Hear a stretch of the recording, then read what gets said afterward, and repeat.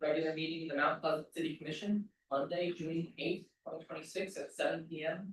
Please join us for the pledge.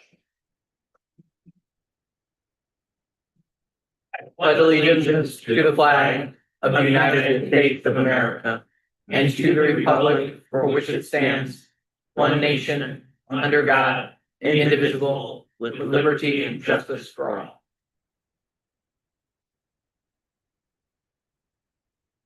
Testing. The Mount Pleasant City Commission recognizes the Anishinaabe, whose ancestral lands the city stands upon today. We acknowledge the Saginaw Chippewa Indian Tribe and recognize that the three bands of Ojibwe, Saginaw, Black River, and Swan Creek, have resided on this land for over 200 years. Our acknowledgement of the full history of the tribe and our commitment to be good stewards of these ancestral lands is an expression of gratitude and appreciation to those ancestors who came before us. We give thanks to the generous care with which the Anishinaabe and those members of the Saginaw Chippewa Indian Tribe of Michigan have given and continue to give to this land in our community.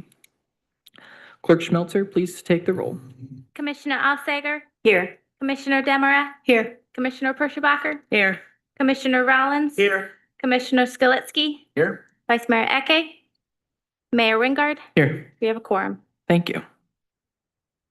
All right, first on the agenda this evening, we have proclamations and presentations. Our first item is a proclamation recognizing Juneteenth Celebration Day, June 19th, 2026. To receive this proclamation, we have Danny McQuarters, representing Central Michigan University, here to receive this. If you want to join me at the podium.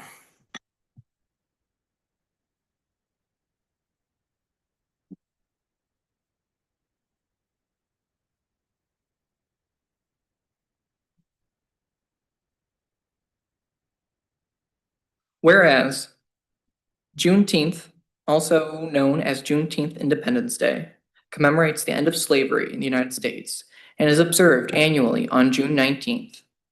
And whereas on January 1st, 1863, President Abraham Lincoln issued the Emancipation Proclamation, declaring enslaved persons in Confederate states to be free and paving the way toward the eventual ratification of the 13th Amendment to the United States Constitution, which formally abolished slavery throughout the nation.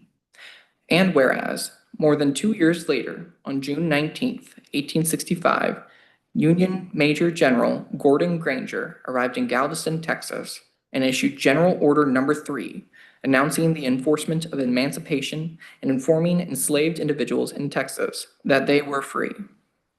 And whereas, the following year saw the first organized Juneteenth celebration in Texas, and those observances have continued and expanded across the United States for generations.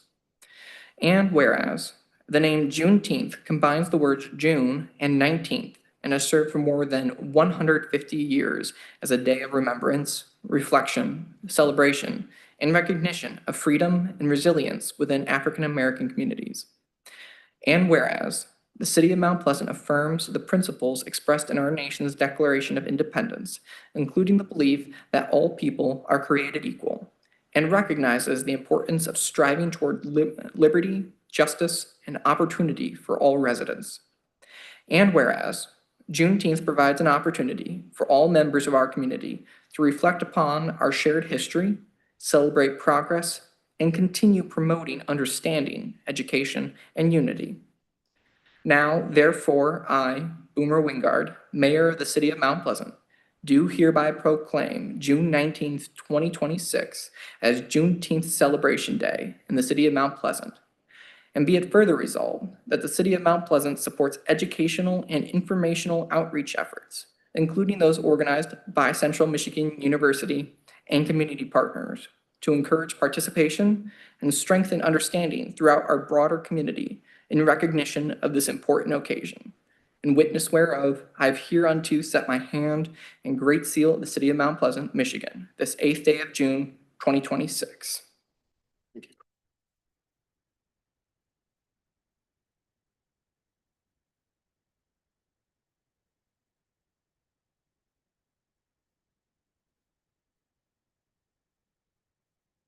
Next item on the agenda we have an introduction of digital media intern Tyler Roop by communications coordinator Madison Craven.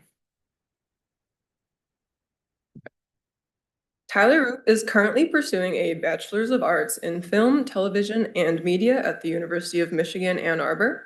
He worked with the city last summer as an instructional media and design intern, where he produced and edited training videos for staff.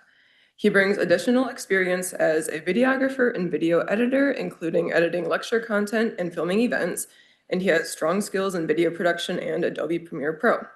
And we are very excited to have him back with us this summer and look forward to the work he'll be doing on our digital media projects.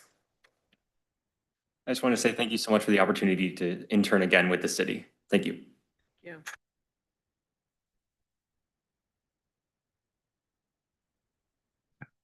Next, we have an introduction of training content development intern cohort by city manager Aaron DeSense.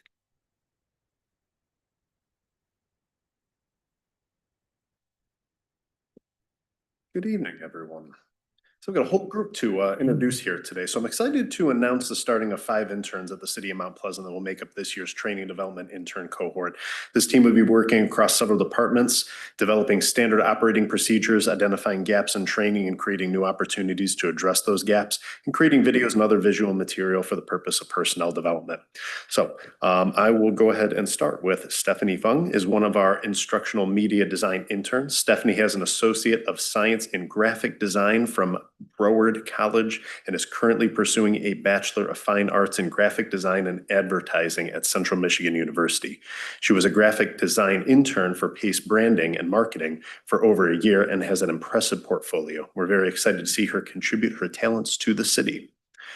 Ryan Hagerman is also joining us as an instructional media design intern. Ryan has almost 4 years of experience as a photographer and videographer with Taproot Productions out of Grand Rapids, Michigan. Ryan holds a bachelor's in media production from Calvin College and is currently pursuing a second bachelor's in advertising at Central Michigan University. We're excited for him to bring his years of experience and expertise to the city.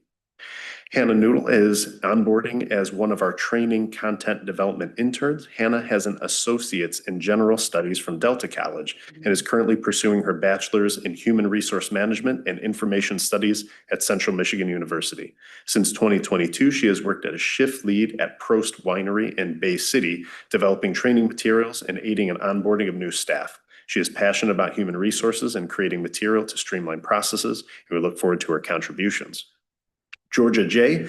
joined the team as a training content development intern. Georgia has a bachelor's in psychology and sociology from the University of Alabama and a master's in industrial organizational psychology from the University of Minnesota Duluth.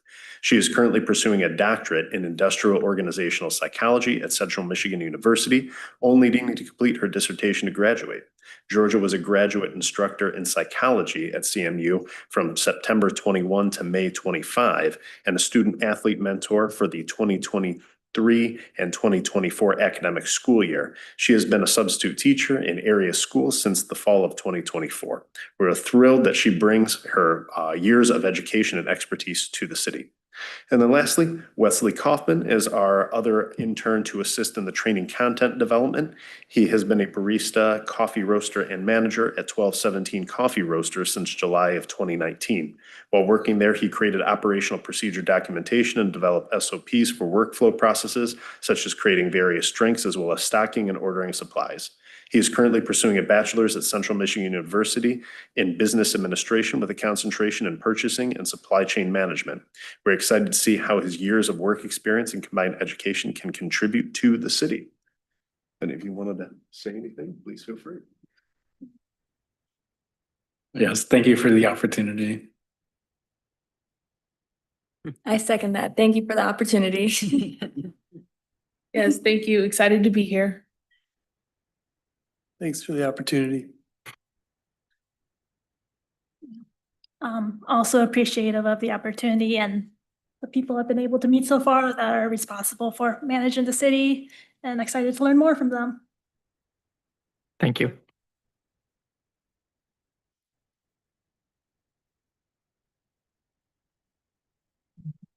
And lastly, we have an introduction of community services intern cohort by Director of Community Services, Phil Biscorner.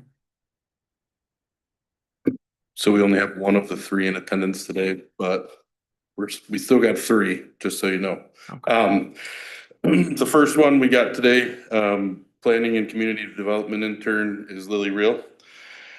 She is going into her senior year at CMU with a major in geographic information systems and a minor in sustainability and environmental policy. Lily is driven by wanting to create positive social and environmental impact on the places she lives. Originally from Montague, a small town on the west coast of Lake Michigan, her lifelong passion is for Michigan's unique landforms and communities, drives her commitment to preserving community character. Lily is dedicated to inclusive design, working with the community rather than just for it, and by conducting outreach to understand various perspectives and prioritizing data-supported ideas. Outside of the office, Lily is a musician and outdoor enthusiast who has found Mount Pleasant to be the perfect environment for both her hobbies and passion for learning. You want to say something? I just want to say it's an honor to get to work for the city and see what I'll be able to do for this community this summer. I love Mount Pleasant, and it's an honor to also get introduced to you all today. Thank you. Thank you. Just to name the other two, in the economic development interns, we have Emma Hinkle, who just finished her 4th year at Central Michigan University studying information systems with a concentration in data analysis. She has many experiences with different systems as well as leadership, and she was excited to intern for the city before she graduates in December. And then we also have Nitya Lemich-Shaney, who is pursuing a master's in economics at Central Michigan. She is from Nepal and has experience of working as a research analyst for over 2 years. She has been taking leadership roles within Central Michigan University, helping to organize TEDx, representing CMU in a fiscal debt issue awareness inter-college program, and studies in Students for Liberty. She's excited to learn more about the city of Mount Pleasant. So those are the three for us. Thank you.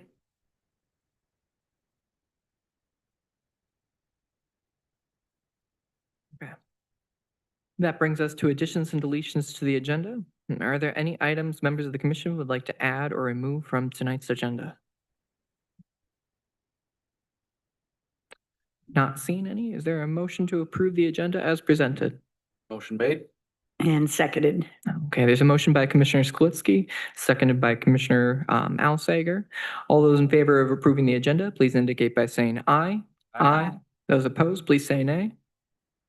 Motion passes. Okay, that brings us to public input on agenda items. If you are a member of the public and would like to speak on any of the items on the agenda this evening, please step up to the microphone. You'll be given 5 minutes. Please state your name and address and the item you are speaking on for the record. If you are on Zoom, please use the raised hand function to indicate you would like to speak. And don't be afraid to form a queue to help keep things moving for the meeting. With that, we'll turn it over to our first speaker for the evening. Hi, my name's Abby Finney. I live at 1311 Andre, and I'm speaking more about chickens, the chicken proposed ordinance. My main concerns focus on the rules about the location of the coop and the run, as well as the registration and inspection fees. The proposed rule that the chicken run, using the language of the proposal, has to be at least 10 feet from the property line is extremely impractical. It would basically have to make the chicken run in the center of our backyard where my kids play in that space all the time, and I'm not going to fence it off for chickens. If a dog can run to the edge of the owner's property, then so too should a chicken be able to. A chicken running to the edge of my yard is in fact much less dangerous and upsetting than a large dog running to the edge of the fence. When my children were younger, one of them was scared to tears by a dog running up to the edge of a fence and barking and snarling at them. A hen near a fence would never cause any such trauma. And a chicken coop is no different than a shed, so I don't understand why the proposed ordinance is so much more restrictive, indicating it needs to be 10 feet from any property line, whereas a shed has to be 1 or 0 feet from the property line, depending on which edge of the property it's on. Another big concern I have is about the fees you're proposing in order to keep chickens. I see that the proposed language does not suggest the amount, but the amount that was indicated at the last meeting, which was a $150 registration fee plus a coop inspection fee, is ridiculous. It seems like the city is just trying to set a very high registration price to try to deter people from having chickens.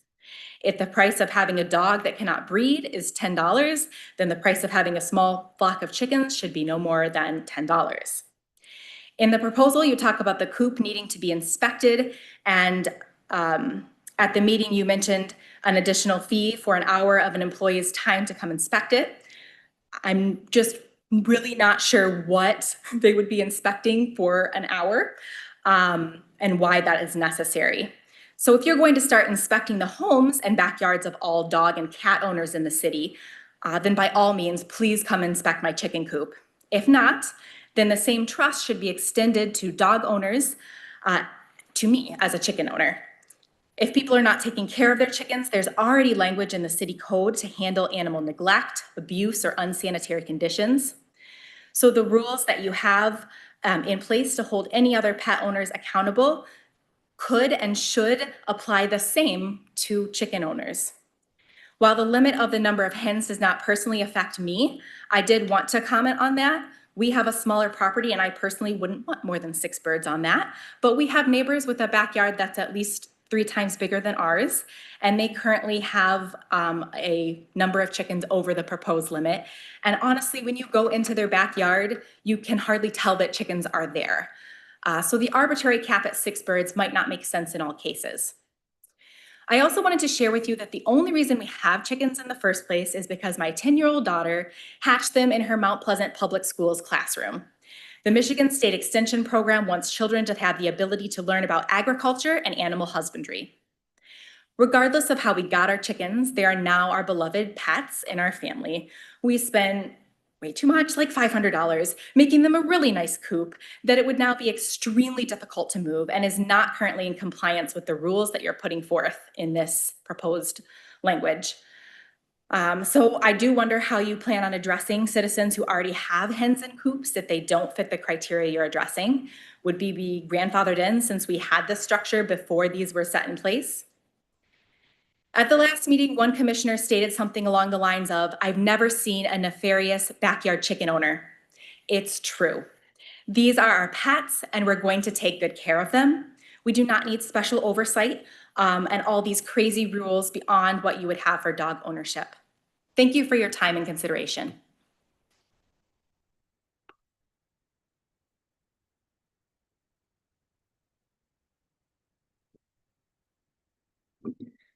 Hello, my name is Noah Croft, and I am 8 years.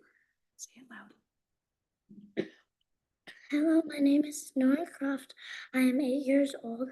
I live at 1304 Tomer Drive. I don't think we should have to pay to own chickens because we already had to pay a lot of money for the chicken coop. And also, I don't have $150 to pay for my chickens every year. I want to have chickens because they are fun to take care of, and we hatched chickens in our classroom this year. I am learning the responsibility of caring for chickens this year, and maybe next year I can show chickens for 4-H. Please don't require a fee to own chickens. Thank you. Thank you. Thank you.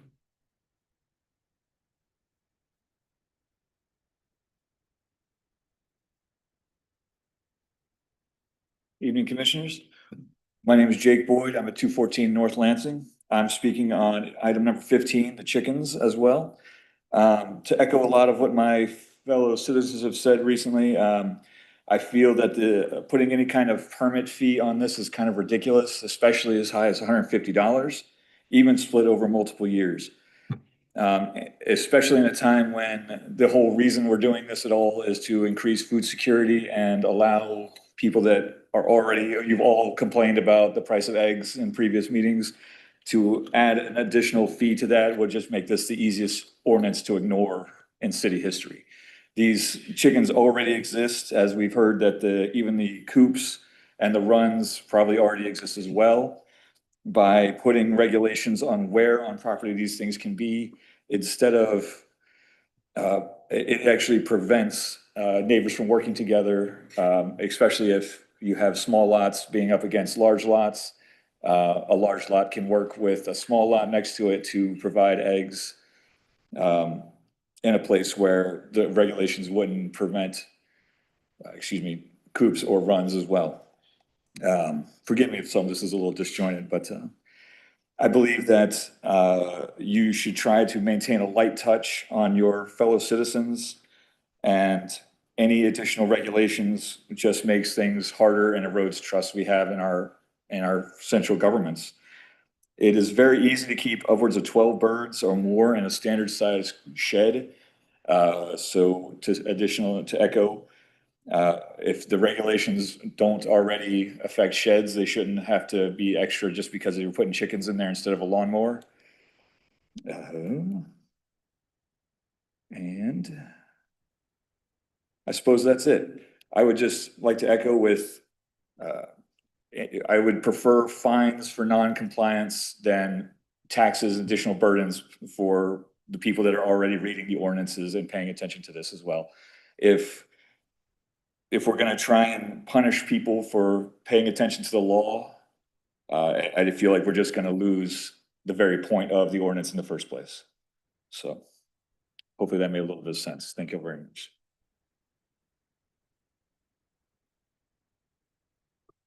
Are there any raised hands on Zoom? Yep, we got one. Let me go ahead and let Ashley in here. All right, Ashley, you should be clear to talk. Hello, can you hear me? Yes, we can.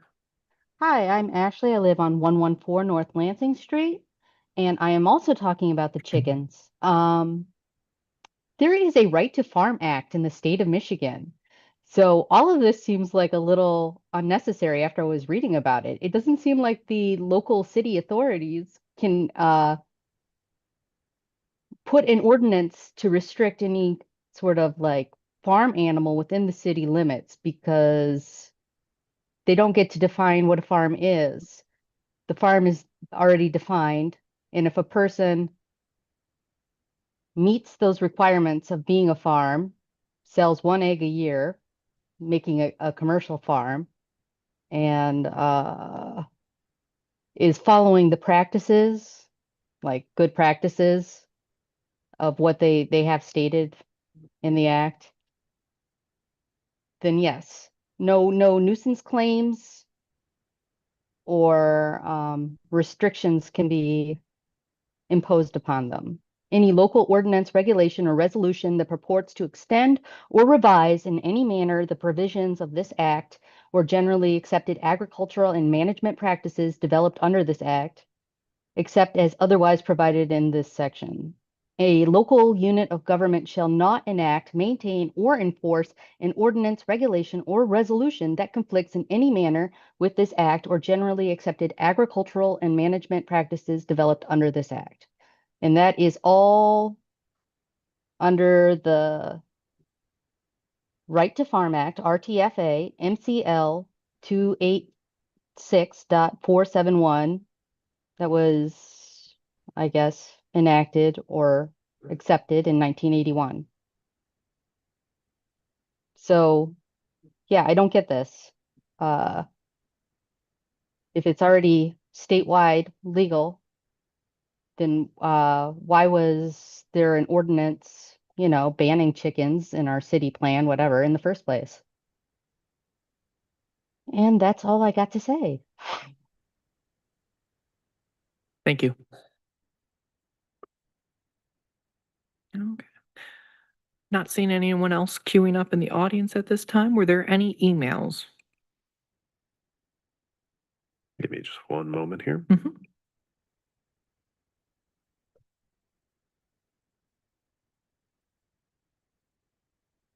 Right. The only email we have received since packet went out has been placed on the dais for everyone. Okay. Okay, not seeing anyone else stepping up to the podium at this time. I'm going to go ahead and close public input on agenda items, and we will move into receipt of petitions and communications. Manager DeSense, when you're ready. Receipt of petitions and communications includes minutes of the Airport Joint Operations and Management Board from April 2026, minutes of the Zoning Board of Appeals from April 2026, a monthly report on police-related citizen complaints. Thank you. Then the next item on the agenda is the consent agenda, if you would. Consent agenda includes approval of the minutes from the regular meeting held May 26, 2026, approval of minutes from the closed session held May 26, 2026, consider approval of the proposed 2027 through 2032 capital improvements plan, consider awarding the 2026 wireless access point replacement project to Yo and Yo for $40,145 with an information technology budget amendment of $3,145, and consider approval of payrolls and warrants. Okay. At this time, are there any questions from members of the commission on the consent agenda or any of the items in there? Okay, not seeing any questions. Is there a motion to approve the consent agenda? Motion made. Second. Okay, motion made by Commissioner Sklitsky and seconded by Commissioner Rollins. All those in favor of approving the consent agenda as presented, please indicate by saying aye. Aye. Those opposed, please say nay. Motion passes. There are no public hearings this evening, which brings us into new business. First item of new business will be to consider authorization of additional funds of $89,000 for the easements for the North Pathway project. Manager Sense, if you would. I'm actually just going to hand this one off to Director Biscorder, who's going to take us through this business item.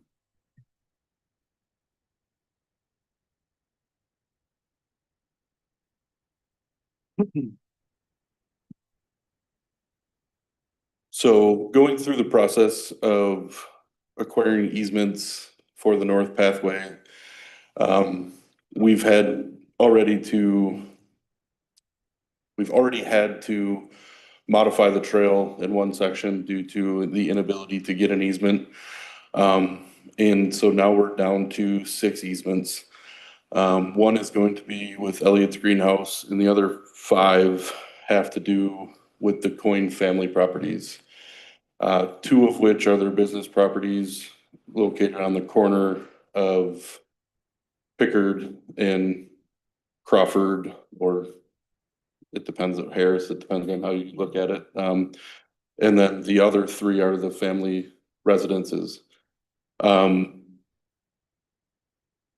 we're going through a TAP grant, we had to follow a different procedure than us just going and talking to them and coming up with solutions and things. And so we provided anything over $10,000, we have to provide them with an appraisal. The business properties are the ones that are in question or that are on the agenda today. So the Coyne family have already said that they would donate the easements for the 3 residence properties. But the easements that are required at 1300 North Harris and 914 West Pickard, the appraisal came back and it was determined that that cost was $89,000. And after some significant discussion with the family, it is determined that they are requesting that those funds be paid out to them, because they believe that they could have did some things to that area of the property. When we were going through this, one of the other alternatives would have been to just use the road right of way in that location. But there is a significant decline off of the roadway, and there's also some significant mature trees along that section. And so paying for the easement is the cheaper of the 2 options. If we went through and just used the easement, we would be sitting at approximately $112,100, and paying out the easement is $89,000. And so before you today is the request to authorize additional funds of $89,000 to move forward with the project and finalize it. Okay. Questions from members of the commission at this time?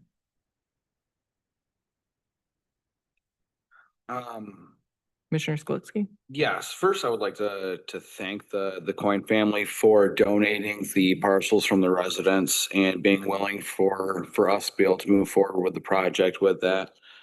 Now $90,000 for an acre of property does not sit well with me. It's more than an acre, so it runs the whole length of their properties. Approximately 109, I believe is what it said. Yeah, 1.09 acres. yeah. So But it's commercial too, so it's not residential as well. it is, one of which is a convenience store, which is gonna have increased foot traffic that's gonna be being ran from the park. So it's not that, it's their business property, so it runs along their driveway back to their main headquarters. And then that's the first parcel on the corner. The second parcel is the driveway that goes back to their buildings back there. So it's not affecting the Citgo gas station at all. That property is technically one over. Okay, I must not have looked at the pictures very It's closely enough. confusing. It seems very, very Yeah. close to It where. is, it's all together technically, but yeah. Whether it's 5 feet or 50 yards, I think they're probably gonna see an increased foot traffic and probably more business from it. They've owned that property for quite some time, haven't they? I don't have the records in front of me, but yes, it's been a long time since Okay. they've owned it. And judging by the pictures, it seemed like there was no development along the easement, like, not, the driveways aren't paved or asphalt, it's, dirt driveways and just. The driveway to their business is asphalt. Okay, Because they have an asphalt parking lot back there too, just the one though. as far as I can remember, yes. Yeah, I mean, it's the cheapest option. So, I mean, I feel like we're kind of in a rock and a hard place and, it's to me the obvious option to move forward. There's just a couple of those things I wanted to make sure I noticed within the packet and within the proposal and the estimates. I want our citizens to know that we're doing our diligence as commissioners, and when a $90,000, request for 1.09 acres is made, it seemed like the median for parcels along those lines was like 67 to 75,000 even. Yeah, I guess that's all I have to say. Commissioner Demeroth? Yeah, so, all the information that comes with how they're valuing it, is that done by them or by us? That was Was it done by an MDOT certified So like a appraiser. complete third party, not hired by anyone? We hired them. The city hired them? Yeah, but it was through a list of appraisers on MDOT's. Okay, I will have to say, it doesn't sit well with me to give that much money to an oil company that could potentially benefit from the foot traffic. That feels very uncomfortable.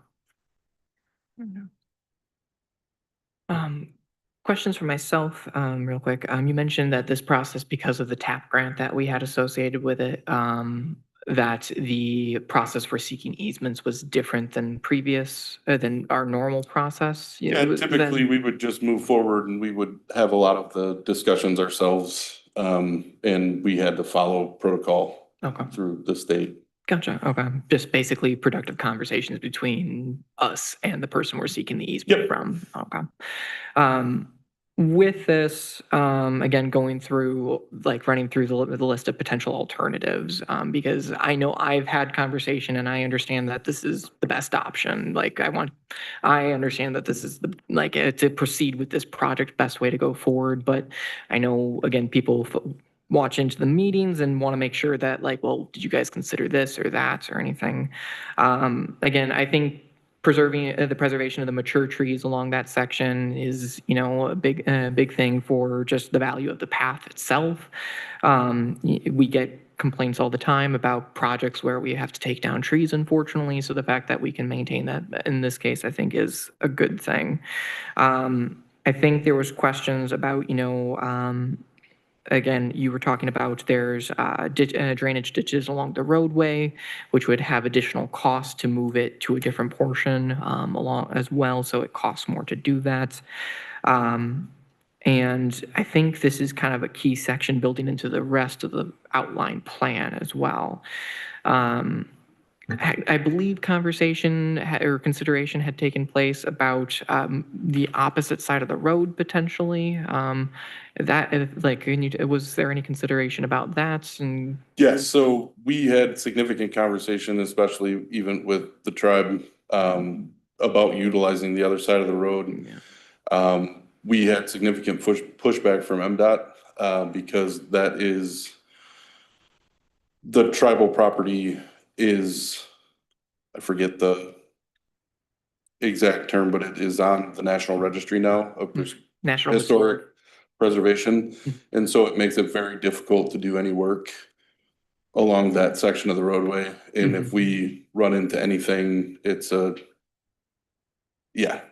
lot more money. It's a lot more surveys and different things that we have to do once we go down that path. We went down that direction for a really long time at the beginning of this process, and it was determined that it just wasn't feasible, both cost-wise and time-wise, because it would have been a significant increase in the timeline too. Gotcha. Yeah, so our development for the north portion of the trail requires us to go down this direction. The west side of the road, again, the hurdles involved, not practical, not feasible. And on the right side of the road, this direction becomes the most cost effective, essentially. I think I echo a lot of, I would definitely echo similar frustrations that other commissioners who have put forward. Again, I express gratitude for the fact that easements have already been donated to the project from the Coyne family. I definitely do that. Understanding of business interest on that. Ultimately, I think the project will bring a lot to the area, and I think the foot traffic will be good for them. But if they are set in needing a compensation for that, I think I'm going to be comfortable moving forward in this myself personally. But other members of the commission, discussion or questions? Okay, not seeing any discussion or anything. Thank you, Phil. I think you can step down at this time. Would there be a motion or further discussion at this time? Commissioner Alsager? I move that we authorize the additional funding of $89,000 for the easements for the North Pathway project. I'll second that. Okay. Motion made by Commissioner Alsager and seconded by Commissioner Perschbacher. All those in favor of the motion to approve the additional funds for the easements on the North Pathway project, please indicate by saying aye. Aye. Those opposed, please indicate by saying nay. Nay. Any abstentions? One. Okay, an abstention from Commissioner Sklitsky. With that, we have a majority, 1, 2, 3, 4 votes in the positive, so the motion passes. Okay. That brings us to item number 14. Consider a resolution to pardon Mount Pleasant tree bearer. So I want to offer my apologies to members of the commission and to the public that the resolution itself was not included as part of the packet. I was waiting on information from the Michigan DNR in order to have this written up. And I did not have that in time for publication, unfortunately. If it is all right with members of the commission, I would read the proposed resolution into the before we have further discussion or a vote on that, if that is all right. I have an alternative resolution that I would like to have the commission look at. Yeah, certainly.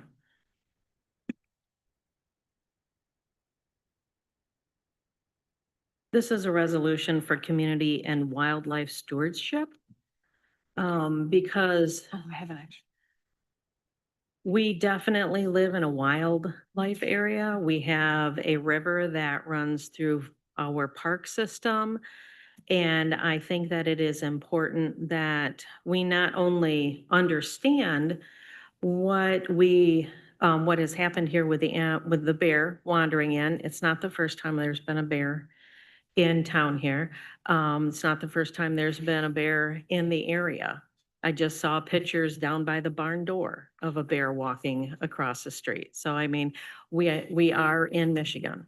But I think that, though I find it very humorous to pardon the bear was not euthanized, so we don't need to pardon or confer its sentence or anything. But I think that a resolution just saying that we appreciate the fact that residents were very on top of it. They were like, there's a bear here. We need to figure out what needs to happen. How can we get the bear down safely? How do we do all this? And we had not only residents, but we had our public safety and our fire department, along with DNR, work together to safely remove the bear. And I believe the bear is tagged. Is it going to be tagged too so that they can watch it? Yeah. So, and they brought it up north, up into the Holton area, in a big swamp. So I think that we should probably maybe name him Shrek at this point, because he is his own swamp.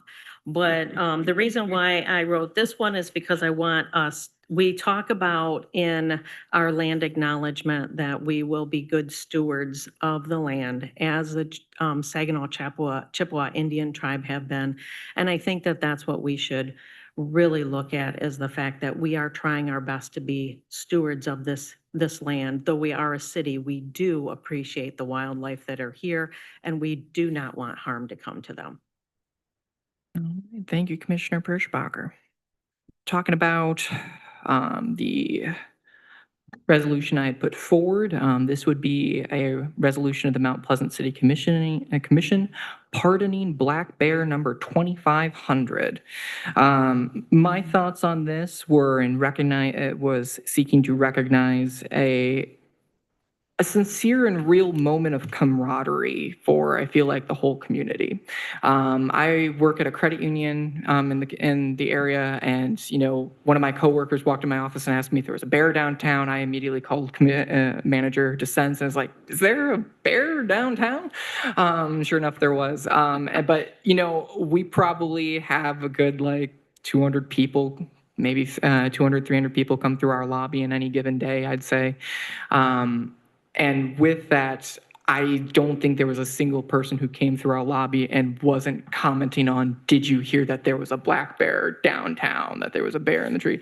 And I feel like there was a real sense, again, it was a unique local event that occurred. And just acknowledging that event, that it was just a moment of connection really for the community. I wanted to get it in the minutes, so someone who's looking at the minutes 30, 40 years from now can look back and be like, hey, they were all obsessed with a bear for about 24, 48 hours. That was my thoughts there. And again, the specific inciting events, I do appreciate Commissioner Perschbacher's resolution. And as we talked about it, I felt like the two resolutions shared a lot of similar themes. But working with it, I wanted to craft something that was just specifically focused on this event, this particular piece of wildlife in the local area. And not only that, but I wanted to make sure Black Bear 2500 knew we bore him no ill will. I wanted to make sure that he knew, if we asked, Director Loria could probably write up a number of charges ranging from, trespassing, abuse of public resources, potentially even public nudity or anything if we wanted to throw the book at him. But I wanted to make sure the bear knew that there was no kind of litigation hanging over him, that we wish him the best up in the Holt Lake area.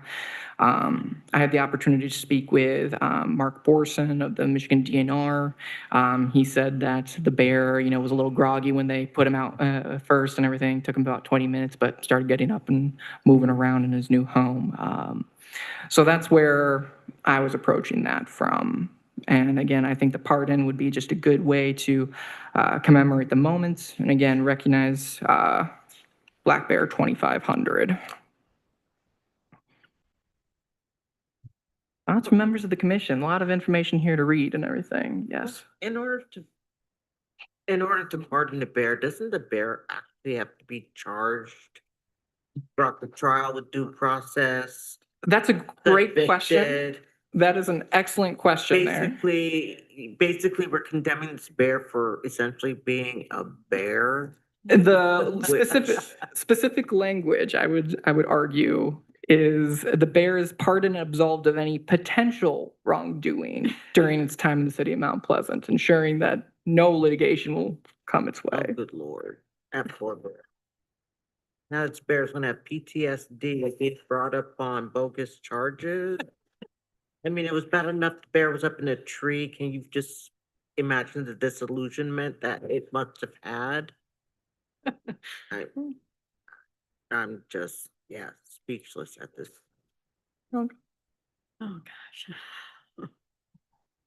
The other thing I'd like to highlight the emphasis on the specific event that we are working with and that it would be acknowledging is just calling out specific departments and local community partners as well as staff at the Michigan DNR who participated in making sure that this was was well conducted and done safely would be the other elements there.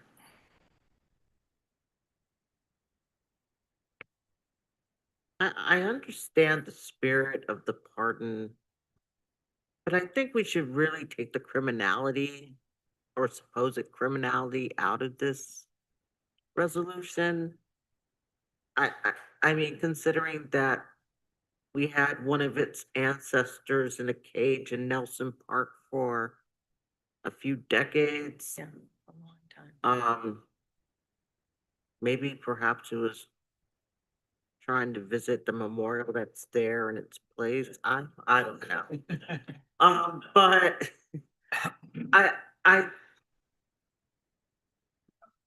I understand the pardon, but I don't think the bear did anything wrong other than being itself.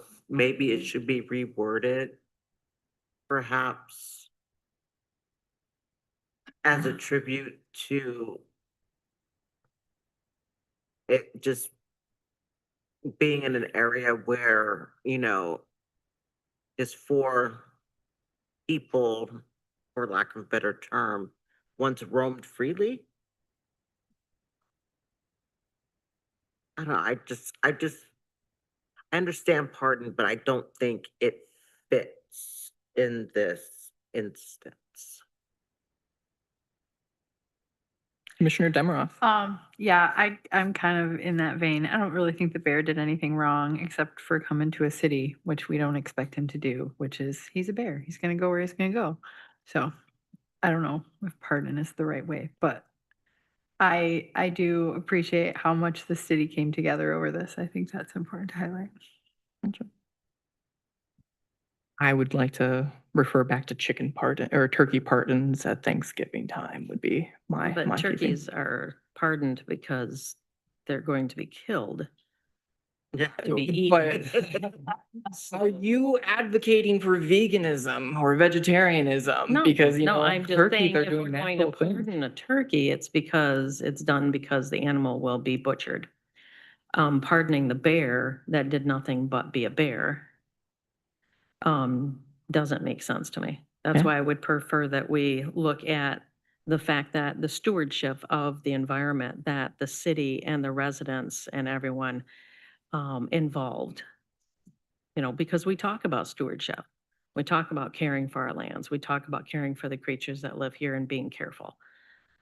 So I think that I'm not for pardoning the bear. I'm not for that language because I guess like Commissioner Rollins said, they did nothing wrong. There was no crime. And I don't think even if you twisted Director Loria's arm, he would produce a charge. I don't want to risk it. That's why I'm putting forward the pardon. I feel like it would be a good message for the bear to know that it's been pardoned. The bear's not going to know that it's been pardoned ever. The bear just knows that it woke up in a different area and now it's trying to find food. That's it. Commissioner Alsager. I've had a chance to look at both offerings, and I think the one that Commissioner Perschbacher said has many of the same aspects as the one that you wrote, except minus the pardon. Now, I do know some individuals that would actually eat the bear, Mhm. but I don't think they reside here in Mount Pleasant. No. So, yeah. Oh my gosh. Commissioner Skulitsky, your thoughts on all this? I think you're the only one who hasn't had a chance to weigh in yet. Yeah, I'm glad that he landed safely. That's the biggest thing to me. I appreciate both commissioners for the work that they put into recognizing this. It was a moment for Mount Pleasant, I appreciate the fact that you highlight some of the departments and the personnel themselves that took part in, safely navigating, the removal of the bear from the tree and getting him, he was incarcerated for a short period of time. So, and he was released again. So the language isn't all that far off. When the bear was tranquilized and he fell out of the tree, was there a soft landing for him? Yes. Mhm. And Okay. Matt from the high school was brought in. Okay. Yeah, the 'Cause I purple. was wondering. A big Matt. Which is specifically called out as cooperation from Mount Pleasant High School in the 8th whereas of resolution pardoning Black Bear 2500. So yeah, I greatly appreciate the effort that went into noting and giving recognition to everybody that took place, because apparently it takes a village to remove a bear. I think that's maybe the lesson of the day.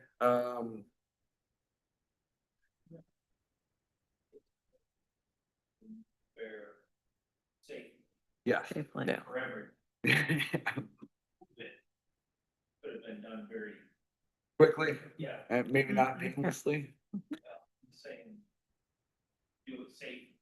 Yes. I'm talking about it. I think that's one of the reasons it's for the members of the public at home or in the audience following along, the aspect of highlighting this and why we're having such vigorous debate over to pardon or not to pardon, is the fact that, yes, there's a number of things that could have gone wrong in this situation. I don't want to even start to list them off or anything, but everything went right. And a lot of that went from is community preparedness, people willing to work together. Again, my conversation with the Michigan DNR was essentially they show up at some communities to take action on a situation such as this, and they're told they're on their own. It's, hey, you guys are the DNR, it's all up to you. But again, we had, let's see, the Mount Pleasant Public Safety Division, both fire and police, with the Streets Department, Public Relations, handling communications, and then also Isabella County Central Dispatch, Saginaw Chippewa Indian Tribal Police, and the Mount Pleasant High School were all involved, as well as a team from both, up in Roscommon County, and then also a veterinarian from down in Lansing who came up here. So the fact that we all were able to experience a positive moment from this and have these laughs, really, there was a lot of work that went into to ensuring that took place. So again, what I seek to highlight and the spirit that I was getting from people out in the wild. I think there was a petition to give give Bear 2500 the key to the city going around online. A pardon I feel falls short of that, but going on his permanent record saying that we bear him no ill will. I think that's the important aspect here. I would put forward a motion to approve the resolution of the Mount Pleasant City Commission pardoning Black Bear number 2500. I'll second your motion. Okay, thank you, Commissioner Skletsky. There's a motion to approve the resolution. I'm going to read the motion if in the event that it fails. But the motion being voted upon, a resolution of the Mount Pleasant City Commission pardoning Black Bear number 2500. Whereas the presence of wildlife within and near developed communities serves as a reminder that humans and wildlife share the landscapes of Michigan. And whereas black bears are a native species to Michigan with an estimated population of 12,450 bears statewide and 2,100 bears in the Lower Peninsula. And whereas, when black bears become used to human-associated food sources, they are more apt to roam in neighborhoods, not flee when harassed by people, and even break into homes and outbuildings for food. And whereas, black bears are generally shy and reclusive, but are still powerful wild animals and may defend themselves when surprised or feeling threatened. And whereas on June 2nd, 2026, a 150-pound male black bear wandered into downtown Mount Pleasant and climbed into a tree at Fancher and Mosier Streets. And whereas, due to the bear's location, to ensure the safety of both the public and of the bear was tranquilized and relocated to a wilderness area near Houghton Lake, Michigan. And whereas, the bear was found to be of good health and was given a red ear tag number 2500. And whereas, the effort to safely remove and relocate black bear number 2500 was well conducted by the Mount Pleasant Public Safety Division, with assistance from the Mount Pleasant Streets Department and Public Relations Department, and involved local cooperation between Isabella County Central Dispatch, Saginaw Chippewa Indian Tribal Police, and the Mount Pleasant High School. And whereas, the Mount Pleasant Department of Public Safety was also assisted by staff from the Michigan Department of Natural Resources, including wildlife biologists Mark Borson and Brian Piccolo, and veterinarian Dr. Scott Larson. And whereas, the ordeal of black bear number 2500 has received a great amount of public interest and engagement from the local community, creating a unique moment of camaraderie among area residents. And whereas, instances of impromptu support and collaboration between the city and community partners are deserving of recognition. Now, therefore, be it resolved by the City Commission of the City of Mount Pleasant that black bear number 2500 be pardoned and absolved of any potential wrongdoing during its time in the City of Mount Pleasant. And further, residents are encouraged to always use caution when encountering animals in the wild and to maintain a distance of 150 feet when encountering bears. And further, that the City Commission offers its gratitude to Mount Pleasant Public Safety, the Michigan DNR, and all those involved in maintaining the safety of both the public and of bear number 2500, allowing for a positive moment within the community. All right. All those in favor of approving the resolution presented, please indicate by saying aye. Aye. All those opposed, please indicate by saying nay. Nay. It's 1, 2, 3. Split. Did I hear 3 and 2? 3. Oh, yeah, it is a split vote. Oh, geez, yeah. Let's see, 3-3. Maybe we should read Commissioner Perschbacher so we get a taste of that one. Certainly.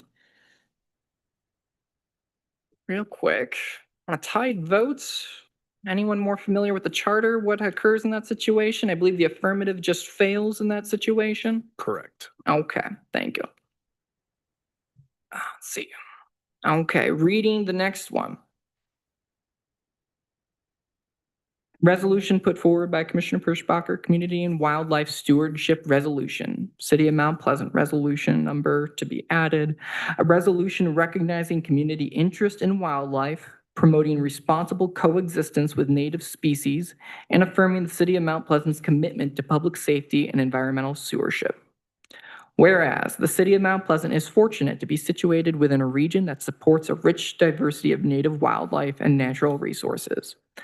And whereas the recent appearance of a black bear within the city generated significant interest, conversation, and engagement among residents and visitors.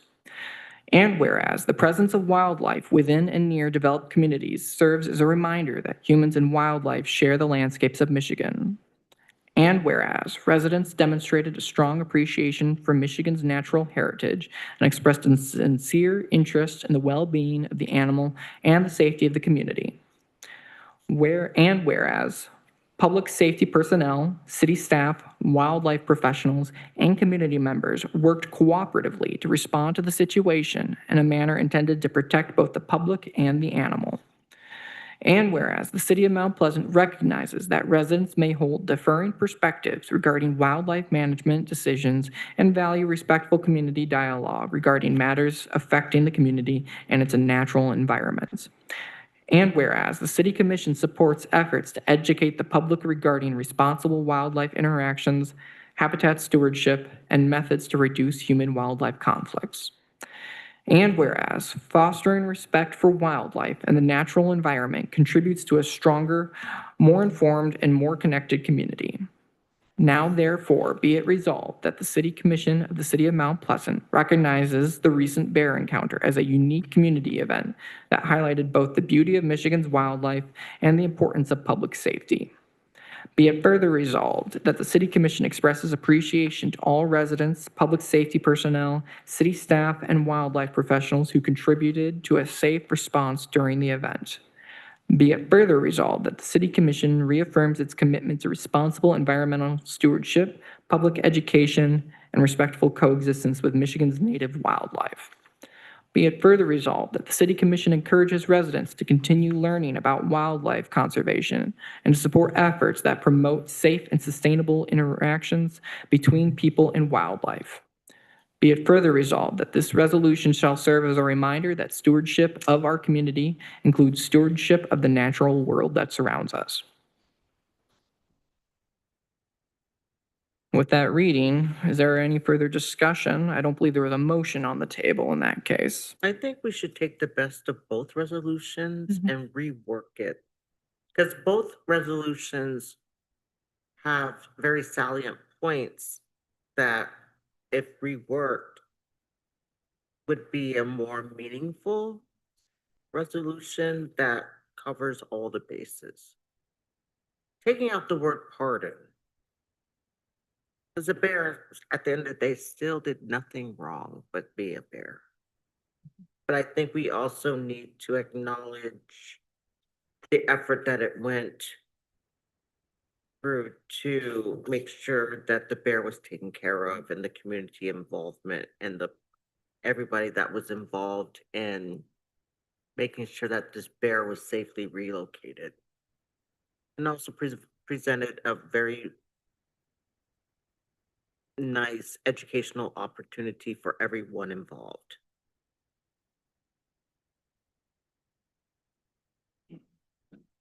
Would that be a motion? I would say, I move that we take both resolutions, rework it, take out the word pardon, and re-present it as a new resolution. I will second that. Okay, there's a motion made by Commissioner Rollins to rework both resolutions into a single resolution with the removal of pardoned from it, from the final resolution, and seconded by Commissioner Perschbacher. Discussion before the vote. I would like to just put forward, we could put in maintaining pardoned, but putting in an addendum into the now therefore of the pardon, that be it resolved by the City Commission of the City of Mount Pleasant that Black Bear number 2500 be pardoned, absolved of any potential wrongdoing, recognizing that bears and wildlife exist amongst us. I didn't get a chance to write all that in my notes down before the motion was finalized. But that's my last comment before we vote, and I'll give it to Commissioner Alsager. It seems to me there are many of us that object to the issue of being pardoned for the bear. Okay. Any other discussion before we vote on the motion to rework the resolutions with the removal of pardon? Commissioner Demeroff. A little bit different than the pardon aspect, but what I like about yours is that what I like about yours is that it mentions people, and I think that it's important to show our appreciation by mentioning them. So yeah. Okay, any other discussion before we vote on the motion? Okay. Not seeing any. All those in favor of approving the motion to rework the two resolutions into a single resolution with the exclusion of the terminology or the phrase pardon. All those in favor, please indicate by saying aye. Aye. All those opposed, please say nay. Nay. Any abstentions? Motion passes 5-1.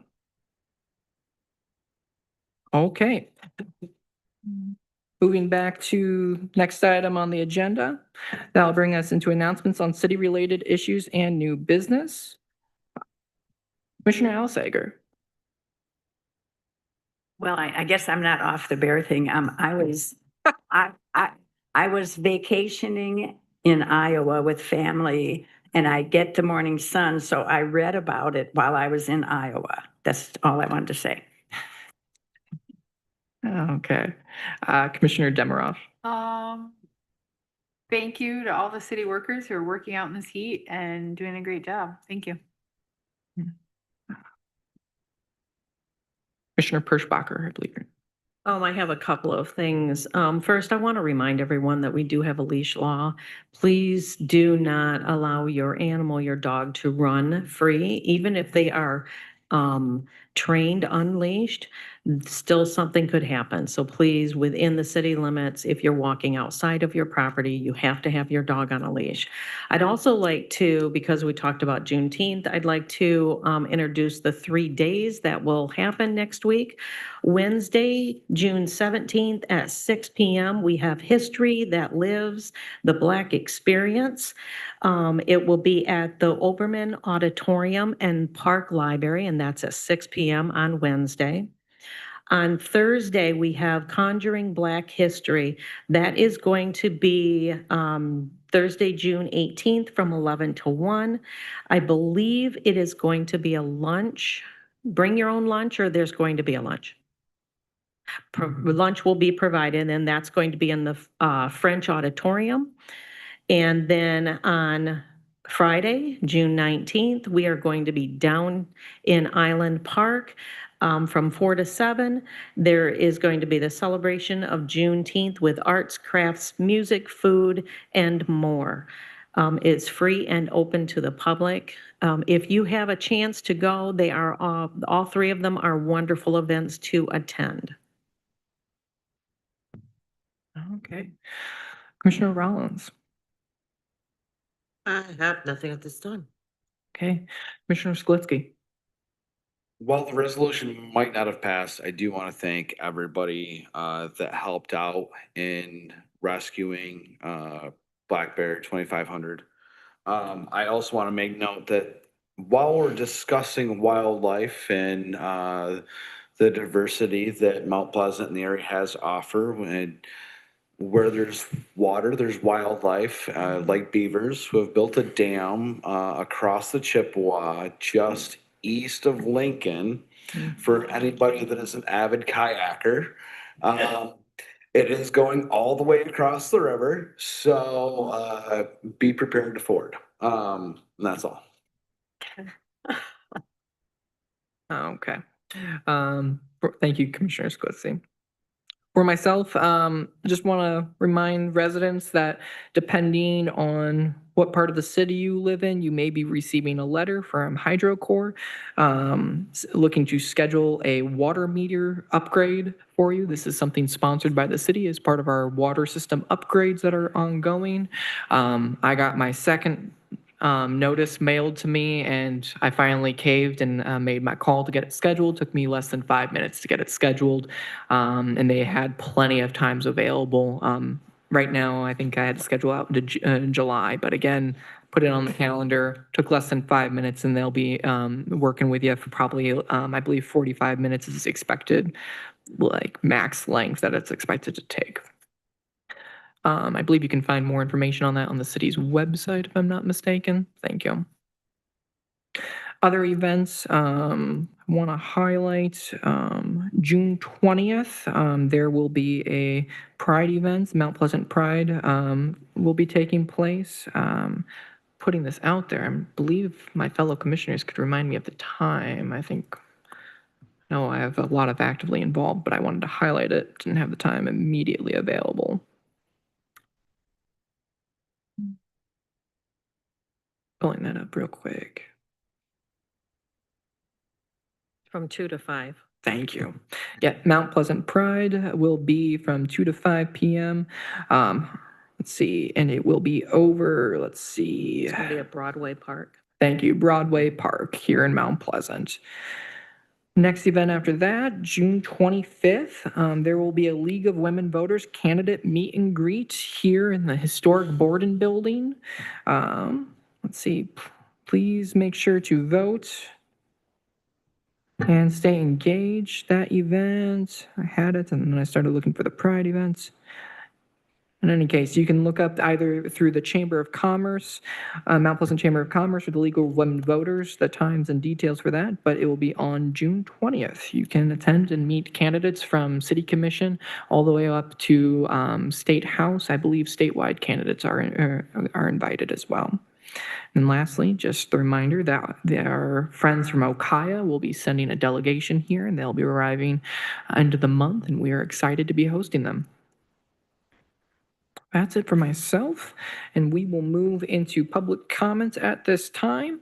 If you are a member of the public and would like to speak on any items on or off the agenda, please step up to the microphone. You'll be given 5 minutes. Please state your name and address for the record. If you are on Zoom, please use the raised hand function. If you are present in person, please don't be afraid to form a queue. Hello, my name is Joseph Carrion. I live on 109 North Arnold Street. So I've come today to continue my conversation on a project that I've called Pathway to Schools. Last time I covered practicality. Today I'd like to cover stress, comfort, and identity. So the military has an entire doctrine on the importance of stress. Stress has to be applied in every training. And that makes sense, as war is a very stressful environment. It would be foolish not to have stress into our training. But the biggest problem I witnessed during my 9 years serving was how some leaders didn't take the time to truly understand comfort and stress. And I believe that we're suffering from the same problem with bicycle infrastructure. So comfort and stress do play a similar role. There's a lot of overlap between the two, but one type of comfort cannot solve all the stress, and one type of stress cannot destroy all the comfort. Like if an officer is trying to subdue an uncooperative criminal, putting a pillow under his knees might provide a small amount of comfort, but it's ignoring all the other stresses that officer is facing at that moment. And that seems to be happening with bicycle infrastructure. And it's not just here, it's all over the country. So one of the most well-known concepts in urbanism is a concept called levels of traffic stresses, otherwise known as LTS. LTS gives our bike routes a metric system to determine how much stress a cyclist will feel when riding on them. This is a brilliant concept created by Peter Firth, but it was designed to fit into his lectures. It was never designed to be a standalone solution. And here lies the problem. You see, it's actually very easy to tell when people are using only LTS to determine where to build or improve bike routes because of how many other stresses they fail to account for. In fact, both bicycle projects in our master plan are clear examples of this, as both projects fail to solve any other type of stress or comfort outside of LTS. This is why I continually ask the question, would parents advise their kids to ride here? This is because not only are parents great at identifying the multitudes of stress and comfort for their kids when doing any activity, but they also have to satisfy the multitude of stress and comfort they themselves will face for allowing their kids to do said activities. That leads me to my next point, which is identity. To quote Mayor Wingard, this town looks different than it did 50 years ago, and it will look different 50 years from now. I want to stress that just because something looks different doesn't mean it has to lose its identity. The identity of this town is strongly rooted in family, and the statistics don't lie. This town has always attracted families, and it's still doing that today, despite having lost population. Family is our biggest strength, so there's no better way to build a strong bicycle community than to create a program that focuses on children where these families will see the strongest benefits.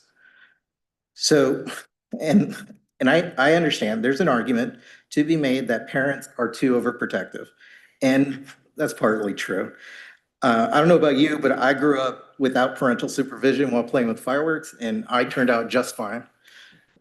But that argument doesn't work here when many pedestrians and cyclists die when doing the correct thing. Like I said last time, it won't matter if I was legally in the right if I'm dead. I'd much rather have a system that is overprotective at the start than put something like dedicated bike lanes on Mission Street.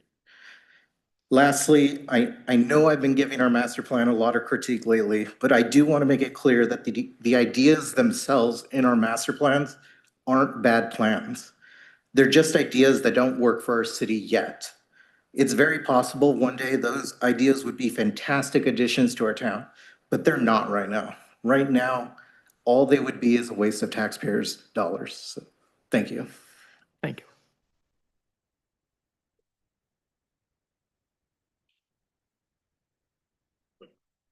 You better not be announcing charges against a bear. No, I'm not gonna get in the middle of that. I do think it's important, though, to provide some context. I wanna make a public apology, really to the family that called the bear in, because I apologized to her on the, when I arrived on scene. I was sitting in my office and the sergeant came up and said, apparently there's a bear in a tree in Fancher and Mosier. And I said, well, how do you know that? They said, well, someone called dispatch and said it was a bear. And I said, they're drunk. I said, they're coming off of something. And he's like, well, I'm going to go check it out. And I said, I'll jump in and see what the raccoon looks like. And sure as heck, we go down there and there's a bear. And I felt really bad. I've been a kind of a source of when people say something, you doubt it until you lay eyes on it yourself. But I walked right up to her. I admitted my fault. I apologized to her, and she took it like a champion. So she did an excellent job. Commissioner Skalitsky says it takes a village, and that's absolutely true. And I know there's names from the DNR there. When the DNR come on scene, they deal strictly with one aspect, and that's the bear. The public safety officials, the city officials, the city workers are dealing with the entire community in incident, which is a lot more complex than most people realize. They see a lot of standing around, but what they don't understand is what's going on kind of behind the scenes. So when something like this occurs, we lay eyes on it. We have to call the DNR. The DNR came up. Luckily, we got a DNR officer, Michael Lader, whose father was a state police post commander here. So he knew he lived here. So he knew the community well. We really lucked out there. And he started making the necessary phone calls. And, obviously we talk about community safety. We don't want the bear, climbing down the tree, going down to downtown Mount Pleasant. We even talked about, and I hesitate to say this, but I'll tell you, we even talked about if the bear charges people. We have to understand that, our main priority is to protect the public. There were a lot of people there. And one of our sergeants, Kurt Salmonson, he immediately started cordoning off the area with tape, which keeps people back. Hugely important. And then once we had all that under control, I made the necessary phone calls. My main priority at that point, I said, if this bear gets hurt, I said, we lose. This bear is not going to get hurt. There's just no way. And we put heads together. The lieutenant of the police department, I'm making calls. I was going to get a bouncy house, because I don't know anybody that wants to fall being tranquilized, 20 feet from a tree. I sure as heck don't. And then my lieutenant, Mike Williams, says, why don't we get pole vault mats? I thought, yeah. So Assistant Chief Brandon Bliss called Jen Verliger. Jen Verliger says, I think I have track meet and stuff. I told Brandon, I said, I don't care about any track meet. I said, they're gonna have to wait. Then our youth service unit officer gets involved. Street department goes and gets their flatbed trailer. We bring the pole vault mats, you know, tribal police comes down, helps us out. So it really does take a village. We had our skilled operators from the street department, Brandon Carrick, that was gonna try to catch the thing with the bucket. And before he puts the bucket up there, he puts in high density mat so that it doesn't hurt him. You know, it's that stuff that, you know, that people, I think they see it, but I think it's important to mention. You know, Jason McIntyre, who's trying to put on a track and field event that day, he could have said, no, you're not taking my pole vault mats. He didn't. He gave them to us. Jen Verliger could have said that. They're the unsung heroes. And then I would really be, I was shocked at the level of care that Bear saw after it was tranquilized. If we were going to, I probably shouldn't say this, but if we were going to charge it with anything, when it was tranquilized, it fell. We caught, and all my blood pressure probably was cut in half, and then it climbed back up the tree again. I'm like, that's a violation right there. No, you're down. You don't reclimb the tree, but it did. Resisting arrest. Oh yeah, it was so. But the care that bear got, I mind-boggling to me. They went over every square inch, checked bones, drew blood, looked for ticks, measurements, movement, provided oxygen. It had cut its paw. They sutured, or they sprayed disinfectant in there, made sure that it was going to be fine, gave it a shot of an antibiotic. That vet was, he didn't have that great of a personality, but he knew what the hell he was doing. So it was really top notch. I was really shocked. I was most appreciative of the comments from the DNR people that said just exactly what the mayor said. They're not used to coming to a community that has all this stuff. We were ready. We were waiting on them. We were ready. We had the mats, we had the people. So I just couldn't be happier. I'm happy it ended the way it did. I think it's a real positive. There's a lot of critics out there. My kids tell me, or my wife will tell me about comments that have been made online, on Facebook. And, you know, I would just say this. There's a million ways that could have been done. You know, is there one right way? No, there isn't. There's a million ways. That was just one way to do it. Maybe the next time it happens, we'll do something different. So I wanted to end tonight on a positive note. I think it's good for the community. I'm very proud of the community, and I couldn't thank my staff that really are the champions in all this. And street department, Matt Weaver's people, top notch. I want to say this too, our PIO, David Kaufman, who works with Madison, who's sitting right down there. Awesome. Drops everything to get out. Yep, there's a bear. Please stay away.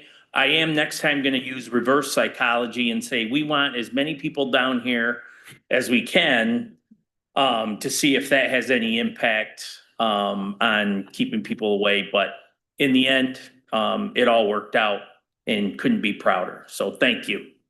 Thank you. Thanks for the update. Any raised hands on Zoom? We do have one. Right, Ashley, you should be able to speak.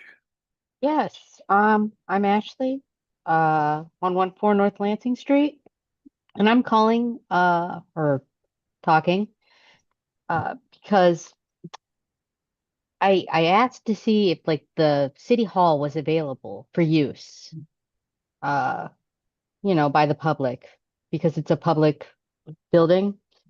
And I think as a public building, it should be available for public use, and that this is something that should be considered. Opening up its use for the public when not being officially used for city stuff. And that's that.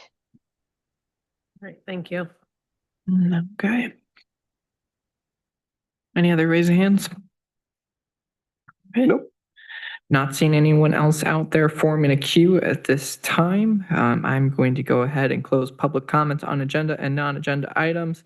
Time now is 8:26. I anticipate that members of the commission would be interested in a 10-minute recess. Yes. Gotcha. We have one work session on the agenda still, discussion on animals ordinance to address raising chickens in the city limits. Before we do that, we'll be at recess. Time again is 8:26. We'll be back at 8:36.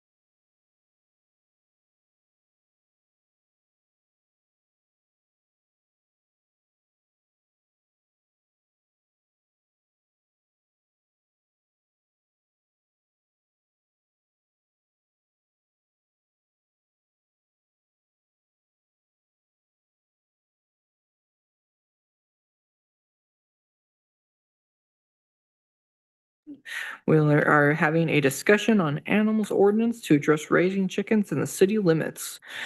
Manager Sens, I believe you have a proposed ordinance for us to review. Yep, absolutely. So you will find in your city commission packet a draft ordinance governing the raising of chickens and other birds. Feedback from our last meeting has been included in this ordinance, and we really just created this as a draft for us to be able to work from. Just to summarize this, it limits the number of birds a person can have to 6 birds. It allows ducks, does not allow roosters. It would require a permit, the fee of which is set by resolution and is subject to inspection. Requires coops to be 10 feet from a property line and 25 feet from a neighboring residence. Permits can be pulled on the basis of violations such as poor animal treatment or failure to meet the above requirements. Question being posed to the city commission is, do you agree with all of the above and what's in the ordinance draft here?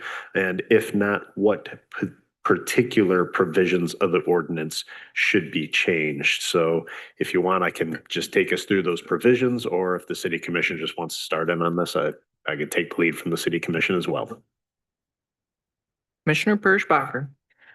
First thing I would like to address is that Ashley had spoken at the first input, public input, and had stated that the Michigan Right to Farm Act would make this impossible. But that is not true, because the Michigan Commission of Agriculture and Rural Development created guidelines determining that the Right to Farm Act protections no longer apply to primarily residential sites. A property is classified as residential if there are more than 13 homes within an 8-mile radius, or if a non-farm resident is within 250 feet of where animals are kept. So cities and municipalities do have the right to set ordinances for this. But I just wanted to put that out there because she had said that we couldn't, but we can, just to be clear.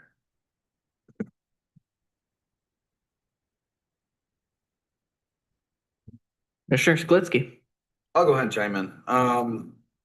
I appreciate the work on the draft, first and foremost. This is something to work off of for sure.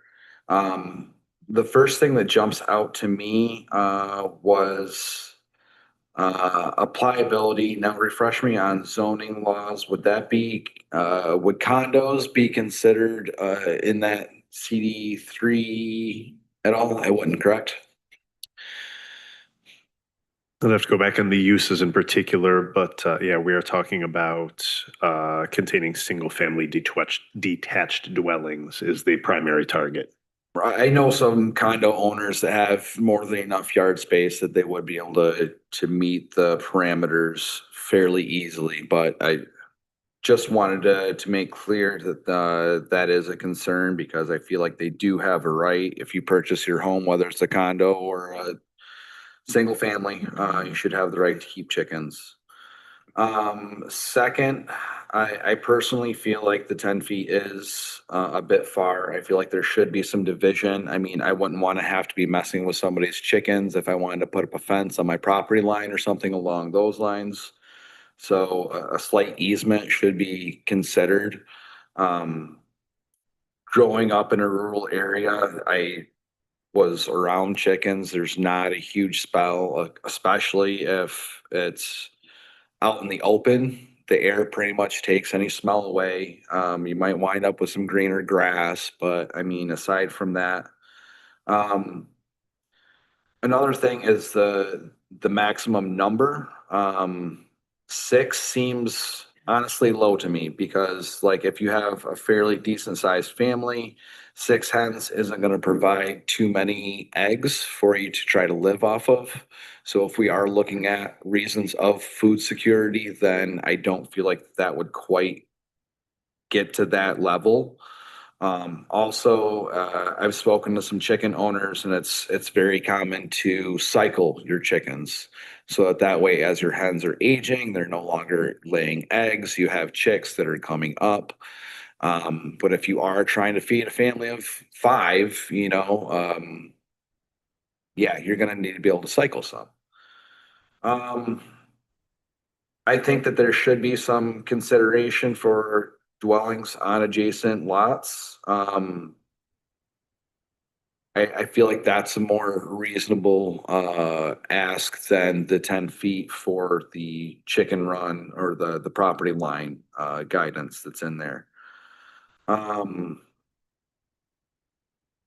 increased amount would be for chickens, not for ducks. Ducks are a bigger burden. There's a lot more to take care of. They can be mean. So I wouldn't want to see somebody with 6 ducks inside the city, 3 maybe. I think ducks should have a separate allowance for quantity. I feel like that's a good start to open up discussion though. Commissioner Alsager. So far, I agree with everything Commissioner Skilitsky has said, except that I'm a condo owner and I would not get permission from my condo association to have a coop. That'd be separate though. That wouldn't, the HOA and everything would be a separate, like where the condo association wouldn't like. Like they didn't want me to plant any fruit trees either. Yeah, but if that And was. I asked about that. Gotcha. Because the condo is owned It's by the the proceeds, person, yeah. but the land is owned by the association. Yeah. Commissioner Demeroff. Well, can we hear? Okay. I got to meet some Mount Pleasant chickens and the people who take care of them. And I was very impressed as someone who said, I personally don't want to see chickens in the city. I think I've changed my mind and I've seen what it looks like. And I am very impressed. And these chickens are very loved. And I do think that these parameters could be a very big burden, especially having, what was it, 1 year permit? I think that is far too small. I think a lengthier amount of time would be much more fair. I would say that not much is going to happen in the status of the chicken coop and the property within a year. And I think looking at it longer or having a permit far longer would be way better. Also, 10 feet from the property, I think is excessive. I'm still kind of no ducks. But yeah, and I guess because of what I've seen, going on to into these backyards, honestly, you wouldn't really, at first notice, I didn't even see any chickens on one of them. And I was like, where are they?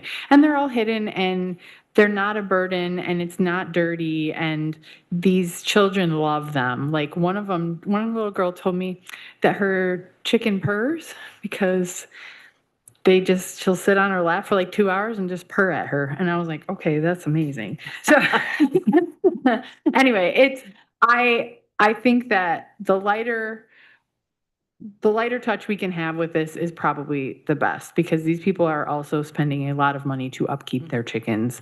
And I think that's really important to look at when we think about all of these requirements and parameters. Okay. Commissioner Rollins. Well, I basically agree with Commissioner Demarath. I think the fee needs to be looked at. The young lady that spoke about the $150 fee did have a point. I mean, we have much lower fees for dogs and cats, and yet 150, considering the upkeep, the startup costs, and the maintenance of the chickens is beyond that. I think we should bring that fee in line to what we would charge to have a dog and a cat. Okay. I mean, I didn't even know we had chickens in city limits to begin with. I mean, if they're that well kept to where you don't even know that they exist, to me, it's like, what is the real issue here? You know what I'm saying? I mean, those that have, the chickens, they obviously do an excellent job in upkeeping and maintaining the flock without any disturbances from their neighbors. I mean, these are some people that, to me, it's like, if you're gonna go to this level of animal husbandry, you really have to be on top of it, and it's not something that's taken lightly. So that's my main question, if anything, is just to bring the fee down, to make it equitable for everyone that actually owns an animal in this city.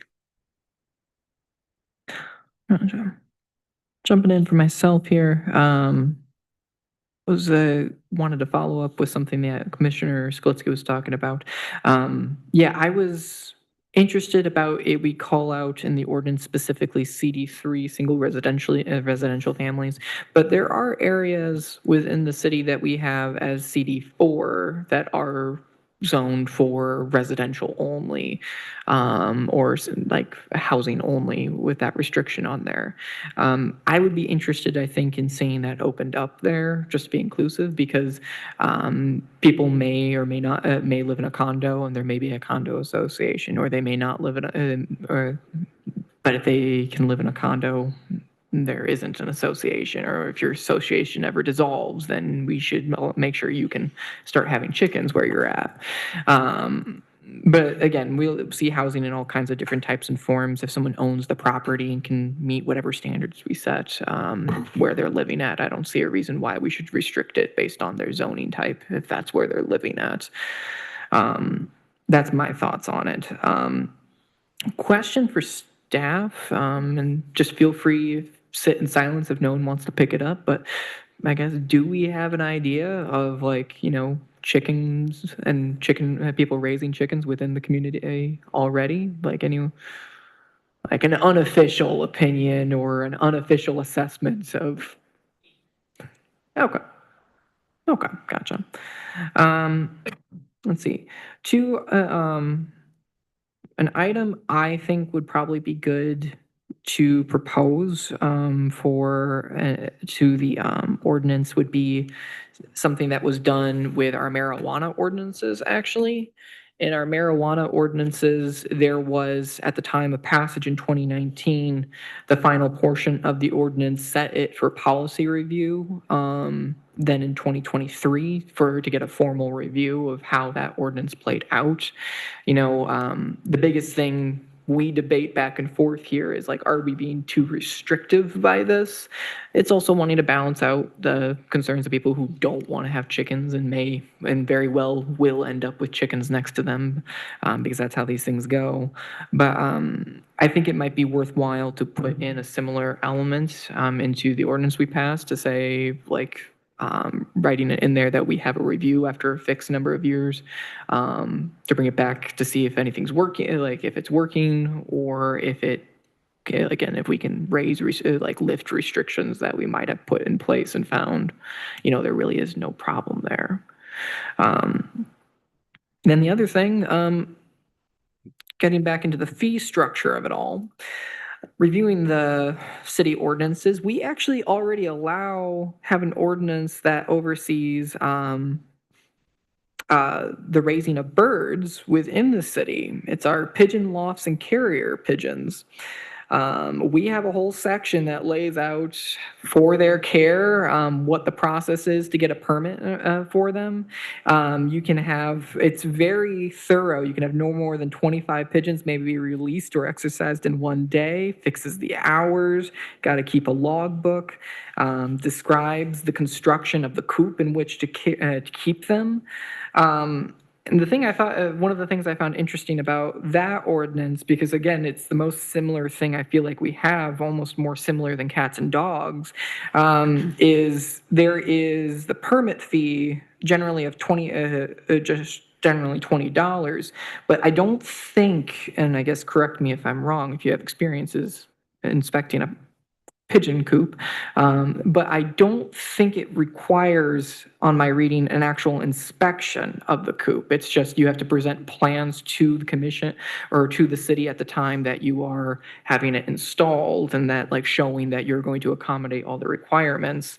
And you have to submit those with the permit request, but I don't believe we actually go out and inspect the pigeon coop then at that time. It's just something that we assume, and I think there's penalties built into this should we be called out and have to go and inspect it. I think we have a backlog on those pigeon inspections, do we not, sir? Yeah. I don't know that we've gotten through all of them just yet. As you know, carrier pigeon is a very popular thing in this community. We used to have some in the city. I don't think we have so many. Yes. And it was, it was because of the way the pigeons were maintained and flown at different times that it annoyed some of the neighbors. So they came into the city commission and complained about it. And then we had to put a pigeon law. And I was on a court case about it. I'll tell you about it sometime. Do we even have any more pigeons? I haven't really seen any as of late. Yeah, not to, I don't think there are really any pigeons that, or if that none that it seems that we're aware of. But again, the second most applicable ordinance I could find, if we're all cracking jokes, was our electric scooter ordinance governing bird scooters. So no one's gonna laugh at that one. Yeah, the electric scooters. No one's laughing at my pardon of the bears. No one's laughing at my bird scooter jokes. Okay. Tough crowd. Tough crowd. In any case, I think the submission of a like written up plan demonstrating that you are going to build out something that's compliant with city code. You're looking for section 9610 if you're trying to find it. Even covers racing pigeons. It does, and I think it harkens back to a war, like some kind of war or feud that happened in the early 2000s. I don't remember the specific terminology of it. But in any case, it's again very comparable, I felt, and I feel like it's a good argument to say, as long as you show us your design plans and that you have thought through what you're going to do with the chickens, I feel like that would be a good way of eliminating the needed cost of an inspection potentially. That's my thought there, but what I wanted to address was just that inspection piece. And I know in discussion with staff on this, there's some concerns about how electrical would be adopted for these kind of facilities. So for instance, because you would have warming lamps for birds in particular. And so things like extension cords being used year round to supply that heat is not going to be up to code. And that's something that certainly the fire department wants us to shy away from. And so like for that reason, we want to have inspections to see how that's being handled. Gotcha. I would be interested, and we're not going to open this back up for public comment right now, but I would be interested to hear communications from people with chickens currently in the community on how they're handling that. Again, there's nothing banning it, so I'm interested in the feedback on that. But point well taken about wanting to protect, again, electricity, proper building inspection there. Those are my key points of feedback. Other commissioners off of that, thoughts, concerns? Where exactly are you finding the 150? It was something we had discussed, I think. Okay. I think, It's not in here, and you guys keep talking about 150, and I'm like, where? yeah, my recollection of the discussion was, so the ordinance refers to it rather than stating in there specific fees. Yeah. It just says that we will set the fees. Okay. And then in a prior discussion, a inspection fee of $150, or maybe that was just the totality of the permit, was stated. And then we had in last discussion, we talked about instead of setting it like 150, just estimating what is the actual hourly cost of the staff member's time. So to drop it down potentially lower from there. I think that's where conversation was going as far as the fee structure for this. Okay. Yeah. But yeah, the fees aren't explicitly called out in this. I feel like that's a practice that's been developed over time by people who've had to try and pass updates to the city charter and ordinances over time to address inflation and whatnot. Yeah, other thoughts from members of the commission? Yeah. Oh, in our PowerPoint? Okay. Gotcha. No, you're all good. You're good. Commissioner Demerol. I guess also, I think because people already have chickens, right? So there's no ordinance to give them parameters of what they should be doing. And I don't want to see these people not necessarily come into compliance, but if it's already working for them on their property, they haven't broken any rules. So I do want that to be considered when and how they would adjust. Because if you've got a $500 coop and it's not in compliance, you're going to have to move it. You're going to have to figure so many logistics out. And I don't think that's fair because they're not breaking any rules right now. There just aren't any rules. So I think looking at how we can help them when we're looking at this ordinance. Are you Or talking, better they would yet, be we part could of? use them as a reference to help us craft this ordinance Right. anyway. Right. Because, I mean, they've had chickens all this time and some of us didn't even know they had chickens. Oh, I will tell you where I went, in the neighborhoods I went walking around, if someone said there's chickens over there, I'd be like, no, there's chickens there. And you just don't, you walk in the backyard, you don't even know it. So. Yeah. How would that work? Or has staff had thoughts on that? Would we have like a 30-day grace or 60-day grace period to like let us know you had the chickens before? Like, anyway, how would something like that go about? No, so the ordinance, once passed, it goes into effect 30 days after ratification. And then from there, everyone would be subject to that. There's no carve out. There's no particular for place grandfathering in. mowers. Yeah, grandfathering in happens for zoning ordinances, and that's just recognizing that individuals have property rights. This would be a police powers ordinance, so this would affect everyone. Okay.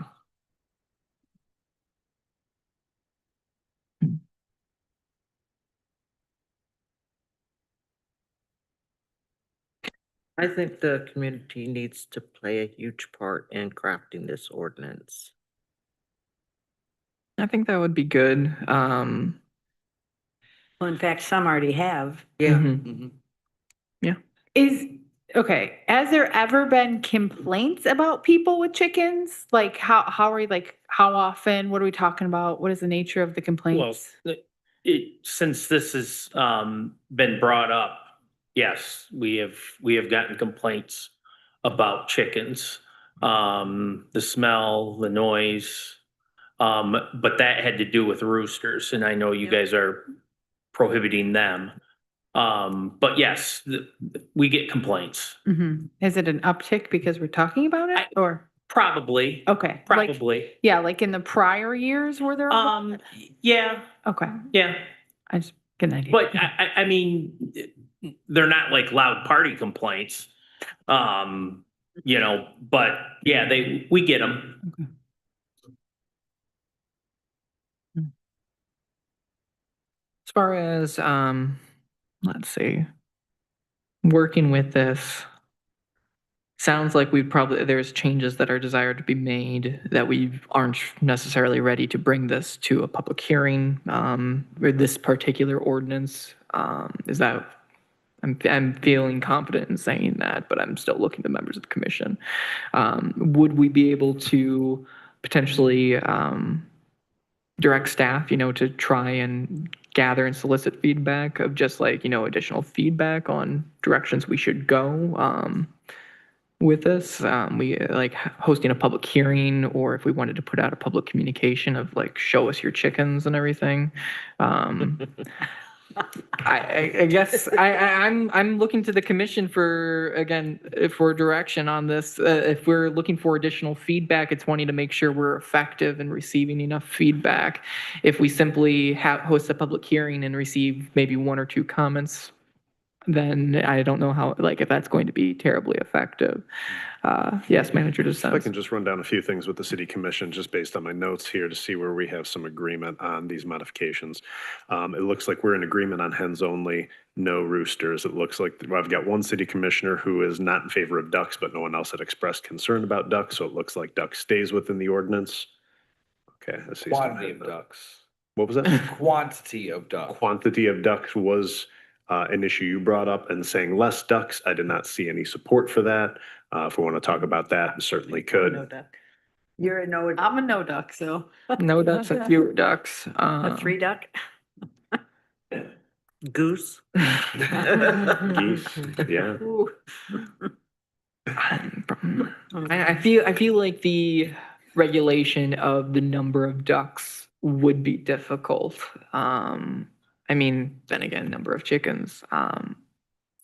Yeah, I feel like it would be difficult to limit the number of ducks specifically if we're also mixing in chickens. I don't know. I'm not a code enforcement officer, but that's just kind of the impression that I would have on that.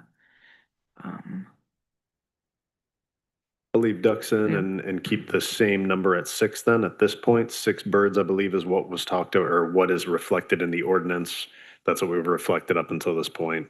I know there was some differentiation, but I still think the majority of commission was still saying yes to ducks. I think we should raise it to 8 chickens because you can only buy 4 at a time from Tractor Supply. I'd say 12. I would say, what about property size in that? Like if you have a rather large lot, would that be okay to have 12 chickens? Or if you have a smaller lot, would that be okay to have 6 chickens? Like, I think when you're looking at the amount, you should also look at the space. The pigeon loft shall be of a size sufficient to house the number of pigeons contemplated. In no case shall there be more than 1 pigeon per 2.25 square feet of loft space, no more than 50 total pigeons. I feel like an upper limit would be, I feel like we could have a combination of like, an upper limit to the number of chickens combined with the amount of space. I think that could be potentially good of like, you can't have more than X number of chickens, but if your space allows for it, you can build up to that. Because I went on to one that had 12 chickens and I mean, it's huge. You didn't even notice, like, yeah. I'd be good with 12 chickens. I don't have a problem with that. Also, I heard Commissioner Al Sager mention that. I don't have a problem with 12 chickens. Manager, sense other areas you were seeking feedback on? Or we have 6 in the draft. I heard 8. I heard 12. So I still want to know. I'm just trying to narrow down, right? Where's the area of agreement here that we can get a draft more finely tuned here to move forward? I'm for 12 chickens, not 12 ducks. I think it depends on the size of the yard. Okay. The size of the space. All right. Up to 12. Yeah, depending on your space. Depending on size up to 12? Yeah, that'll work. Perfect. All right. Depending on size up to 12. Okay, perfect. I heard the mayor made a good point about residential properties in the CD4, and what we were trying to highlight was residential properties for this to apply to. In particular, we had talked about this applying to single-family detached dwellings only. Does that still resonate with the city commission? Is that where we want to be on this, or do we want to start entertaining the idea of multifamily residential properties? my thought process on it would be you have to be the owner of the building to put it in. Like I can't see someone where, like you're renting the building or a renter in a building and you suddenly are able to put in a chicken coop. It would have to be initiated by the owner at the very least would be my thought process there. Okay. All right. Yes, he's mad nods. What Yeah. Agreed. I mean, what if it's a, okay, this is a little. You're good. This is what we're here for. All right, what if you are renting a single family home and you're not the owner, but you have the landlord's permission? Like, what would that situation look like? You're not the owner. I would Well, be. then it would be the landlord's chickens. I feel like the dog. If a landlord allows dogs, the dog is in the house. It's in the yard. It's still the person's dog, but the landlord gets to determine usually whether or not pets are allowed. If a person leaves the property, they're not taking the chicken coop with them if it's built into the ground usually. But the chickens would still be theirs. I feel like if you have landlord permission, I feel like that would probably be fine, but like that would have to be probably worked out between the renter and the landlord and everything at that point. And it would be subject to fire department inspection as rental property. Yeah, that's the So other. you're opening a different can of worms with that So not that it's not scenario. Yeah, not that it's not possible, but there's all these other things that go along with it. Correct. Yeah. Yep. Okay. Does that scenario work for everyone else or any objections? Okay, perfect.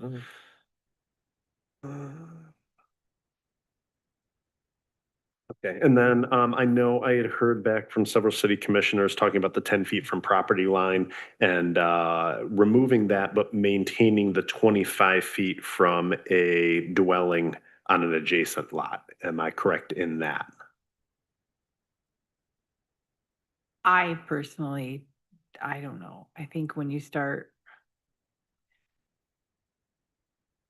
I think that from what I've seen, that people have, some of these parameters do not fit them, and it's still working out very well. So then should it be based on the size of the lot?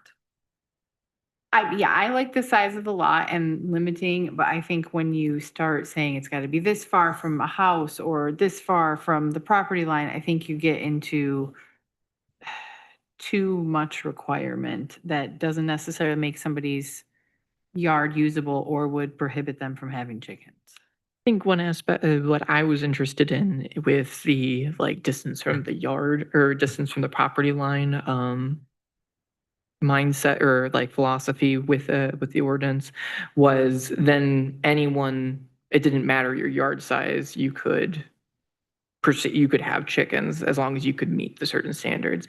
I guess my concern about like basing it on yard size is someone who probably could accommodate chickens, but their yard is technically too small.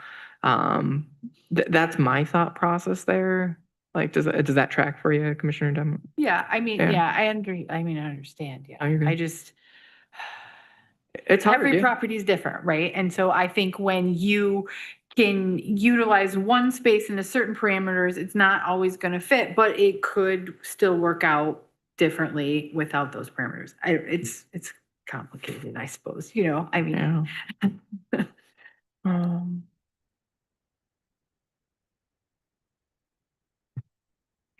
I think that's something like, again, working with distance, that's going to be the biggest thing because that's also the most difficult thing I would imagine for people to come into compliance with also if they currently have chickens. So dealing with that would probably is the most difficult. Yeah. And I don't have an answer on that one this evening, so I don't have thoughts on that. I mean, yeah. Yeah, Commissioner Alsteiger. If we're talking about getting rid of the 10 feet, and do we need to say maybe 3 feet or something so that, like a neighbor that wants to put a fence up could still put a fence up, things Yeah. like that? I think some kind of setback would be good. It would be good and proper, especially for people who don't want chickens would appreciate that. I think I think there were distances specified concerning the run that was allowed for them of like the coop versus the chicken run. I think was called out in that. Currently, it says setbacks, all coops and runs shall be located at least 10 feet from any property line and at least 25 feet from any dwelling on an adjacent lot. Gotcha. I think I'd be potentially okay with allowing the chickens to run up to the fence line, up to the property line, because you have to, again, I believe the ordinance calls out specifically creating a fence or some kind of contained run for the chickens. So if that contained run goes up to your fence line or your property line, I feel like that allowing the run to go up without restriction, Right. that could lessen the burden But the there. runs are usually next to the coop, so then you're getting into this idea of how close is that coop to the property line? Yeah. Because they're associated, they're together usually. It's not like you have a run separate from your coop. Well, if you could just have, I don't know how much of a run you need and everything, I guess. I don't know. That's I lack think you of my guys should knowledge. visit some chicken owners. Other members of the commission with thoughts on the distance and setback? Distance and setback, any thoughts? I think that it should be set back from the property line a little bit. It shouldn't be right on the property line because like you said, if somebody wants to put up a fence, I think that that is a reasonable thing. I have raised chickens when I was young, lived on a small farm and, of course, I was out in the middle of nowhere and my chickens just ran wherever they went and came back at night. But we don't want that to happen in the city. We don't want, because chickens can be very destructive on grounds. They eat all the way down. They pull up whatever. they're eating. So you have to be very aware of that. You don't want that to be, happening in your next door neighbor's garden and they will eat anything, including any vegetable that you're growing in the yard or plant. I've even seen them eat nightshade before. I mean, they have no understanding of what food is for them. It's just whatever moves or whatever's in front of them is what they eat. So I would say that we should have some type of a setback. Obviously, a run needs to happen unless the yard is fully fenced in. Then I'm okay with that. If they want them to have them run in their backyard and their backyard is fully fenced in, I'm fine with that. But if they don't have a fenced in backyard, then there has to be some type of a contained run for them so that they're not taking over the neighbor's yard. And there are a lot of houses that do not have fenced in backyards. So that would be the one thing that I would be most concerned about. But I think that setback from the property line should be probably maybe 2-3 feet, just so that if the other person wants to put up a fence, they can do it without any issue. I think I heard Al Sager say 2 to 3 feet. I feel like there's interest in dropping it down, from the 10 feet. I'd be good with doing 3 feet on a setback. And yeah, I agree that a enclosed backyard should count as a run. Yeah, I like that. Yep. Gotcha. Any other items you're looking for feedback on at this time based off our conversation? That'll do it. Okay. I can get this modified, get it back to the city commission. I would like to chime in real quick on the permits. I agree with Commissioner Demrath that 1 year is too short a time. Yes. I think I feel more like 2 or 3, probably 3 years would be more sufficient just to make sure that the coop and everything is in good condition still. With chickens, there is a potential risk of predators, which could cause its own nuisance. So I feel like that's something that the city should keep up on is, making sure, or when we're doing inspections, I mean, just making sure that it is a properly secured enclosure so that way we're not going to be having raccoons or cats or other animals, bears getting into chicken coops. Because while a dog barking at a fence can be traumatic for a small child, so can waking up to a wad of feathers. Yeah. So I that's one of the biggest things for me. I mean, you're talking codes and everything like that, making sure that these animals are safe in an enclosure is important for me. See, I personally feel like the fee shouldn't be any more than the cost of the inspection as well. That's something I was thinking about. Is it possible to have a heating element that doesn't require, again, looking to people who have raised chickens, inspected homes and whatnot, a heating element that could be effective for chickens during the winter that doesn't require running electrical out to a chicken coop? Is that something? Because again, if the concern for an inspection, which is the biggest costs that we would be imposing, is electrical getting run out there, because you got to keep your chickens warm during the winter. If there is a separate, are there different strategies that, again, space heater or something that, again, I don't know what that would look like or anything. It's so much the heating element, Yeah. it is the light, Okay. because chickens will lay when there's so much light exposure. So that's why in the winter time, if there's no light in the coop, or there's a low level, like you get just the winter sun and stuff like that, there's less laying. It's not that they need to be kept warm so much, because if you have your chicken coop created correctly, you're not going to have any drafts and stuff. It really is, the only reason you would need a heating element is if you were raising chicks. And without a rooster, you don't get chicks. You get eggs without a rooster, but you don't get chicks. So I guess in that respect and everything, could you potentially have a lighting element that doesn't require an actual like hookup to electrical in a shed? I suppose if you want to put a solar panel on the shed, but that's more cost. Well, I'm just There's some thinking, battery up. like, again, if you had a There's if you had a battery battery operated, operated yeah. light in the shed, because my thought process is again, if we could like in what circumstances could we forgo doing an actual inspection? If we were shown plans for a chicken coop that didn't require an electrical hookup, Yeah. like you essentially check yes, are you running electricity? Check no, are you not running electricity? Yeah.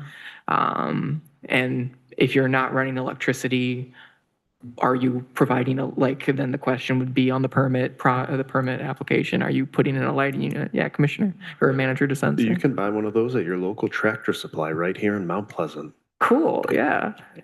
Or a light source or solar Yep, panel? a solar powered light source. And would that require inspection, I guess?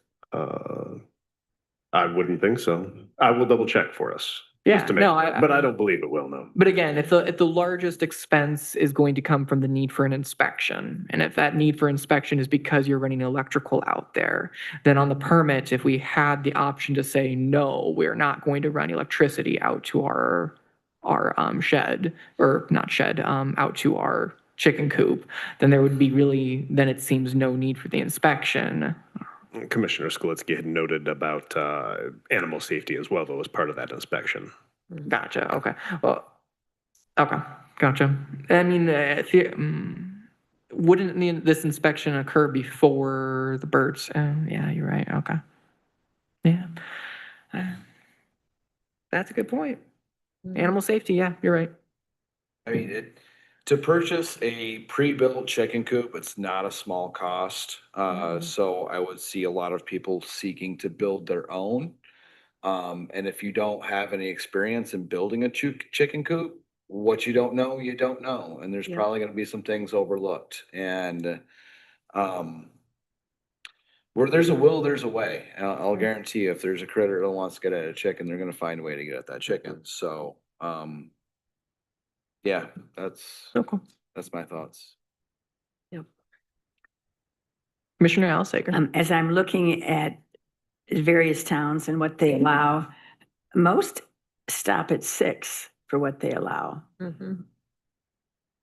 Just a thought. I mean, we do have rather big lots in the city too. There are quite a few lots that are very large, so I mean. Okay. Had a lot of discussion, and I know staff has gonna be bringing us back some updates to the ordinance and answers to other questions that were asked. Members of the commission, in the meantime, if anything, if you leave the building and you think of that other thing you're gonna ask, please be sure to email it on to the manager so he can get us feedback. And to the members of the public, we are interested in hearing your thoughts on chickens. If you've had a chicken coop for years and years in Mount Pleasant, we want to hear how you've been doing it. Please let us know, send us emails, send us public comments, and we will proceed from there. Otherwise, it appears to be, let's see, 9:20 right now? Yeah, 9:20. Unless there's any objections, there's no further business before the city commission, and we will be adjourned.